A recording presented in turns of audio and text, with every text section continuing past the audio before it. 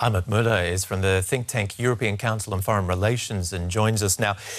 Almut, how has the US shifted from being a champion of free trade, of global free trade, to what we have now? Well, I believe, there is a response by both candidates to what is the mood in the wider public. And we've seen that the strong narrative of opening up, of globalization that had a lot more of a positive connotation probably throughout the 90s until the early 2000s has lost ground. And I think, we've seen that in Bernie Sanders' campaign in the beginning. He mobilized quite a few people on this one, as well as does Donald Trump. We see that in Europe as well. So I'm not so surprised about this coming about the US election campaign. Actually. So they are genuinely reflecting public opinion, is that what you're saying? Well, I'd say there is a response by these leading campaigners to what's happening in wider populations, and the polls are telling us that. It's quite fascinating to see, of course, that Europeans are, on their side, struggling to make the case for strong trade relationships. If you look at the current TTIP sort of deadlock, gridlock, however you describe it, and the pressure that also the German government got under, including with parts of its own government coalition. So it's a trend, it seems to be. Why can't they make the case? I've asked so many people this question. Why can't the Europeans make that case? It's a very good question. I think a lot of factors are coming together here. First and foremost, it's that the strong narrative of free trade has really lost ground, and for good reasons at times. And then the carrier of this message, the European Union, has lost credibility in the eyes of many. So, and then a domestic context that is challenging, including for Angela Merkel, who sees a coalition of a lot of stakeholders that are not only wanting to look at this through the lens of, let's do something with the Americans and not leave this to other parts of the world to rule us. They're looking at it through the lens of environmental protection standards, etc., etc., and that mobilizes powerful coalitions across Germany. OK, on the American side of things, the argument in many cases is that the costs are outweighing the benefits of free trade.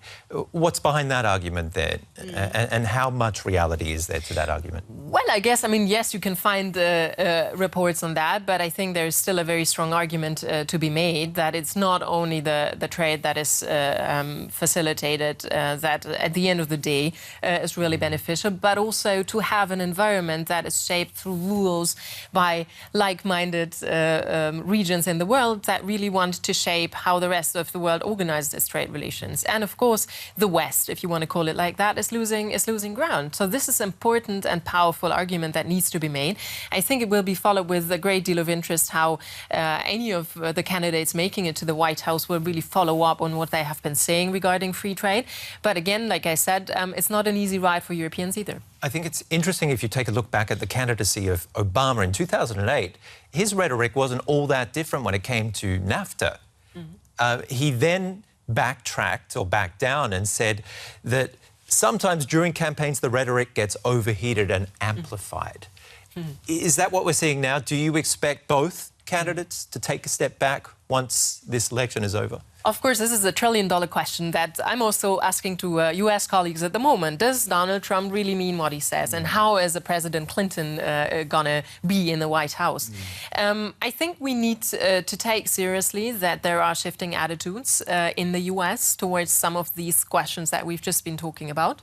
Donald Trump, of course, is extreme. And we like to see this caricature at times and make a mockery of it. But then, at the same time, I think it tells us in this extreme way what we might be facing here in Europe as well. In that it's quite extreme, but it's also quite helpful for us to understand what's going on here. Well, there's always been friction between the EU and US, but is it worse right now because of this election? Well, I wonder whether it's because of the election or whether it's because of the environment in particular that Europe finds itself in, and I think it's the latter.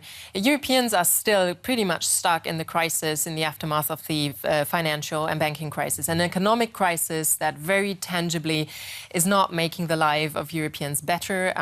Rates of unemployment, especially of young Europeans, are very high in many countries in the EU, and citizens are asking, so what is our vision for the 21st century? How can we live this lifestyle that we have got used to and that we want to continue having. So I think this is really very much felt in the election campaigns across Europe, and perhaps also in a more confrontational stance vis-à-vis the US. Again, like you said, I mean, trade cooperation is one thing, but then of course it's never harmonious. We're competitors after all, and with some competitors we can work better than with others, and I believe the US is one of them. Well, is there more that Europe could be doing to improve the situation? I think Europeans are pretty much struggling with their own internal business as well. We see there's a lot of stakeholders and a lot of veto players that are playing out in the EU of 28 members for now. We are about to lose a potent member, that is the United Kingdom, after the Brexit vote. So that means the internal business is getting more complicated at the moment. I know in Washington, whenever I'm there is a loss of appetite to discuss intra-European dynamics, but that's the reality in the EU. So I think Europe needs to be more coherent and more punchy again. I think we're losing ground because we failed to speak at 28, soon to be 27. We're getting lost in sort of minor battles, and that's a problem. Well, if Europe gets its act together and does manage to sign these huge free trade deals, could those trade deals actually take the tensions off when it comes to corporations and court cases that are underway at the moment?